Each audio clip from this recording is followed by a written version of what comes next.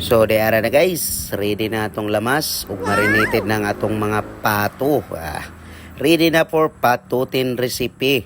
Mo na ni atong tirada karon. Magisa tag lamas bari. Dahil pag humagisa, lunod ato ning marinated na ato nga pato. Atong mikos-mikoson kadali para munuot ang ato ang gigisa nga lamas. Muhumot siya ba? Muna na arman ang sekreto god para mulami kaayo ang imong patutin. Dahil butangan dahil nato aning sabaw sa tidbits kay mauni atong ipabukal niya para munamnam kaayo ug atuas ang apilan og Sprite. Bisag ka na lang kung isa ka mismo para munamnam na kaayo.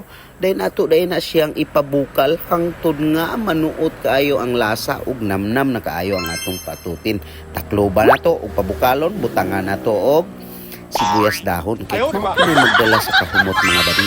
Dayon, isa ka cubes. O, pagbukal-bukal na. So, atuwa dayon butangag atsal. Kaya lamiyon po ng atsal god. Pampapula-pula sa ato ang design ba. Dayon, butangan na dayon ng tidbits kara. Makabukal na dayon siya taman diha.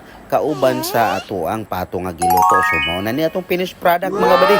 So, lami na kaayos. So, iandam na ang bahaw. Kay, sibuga na!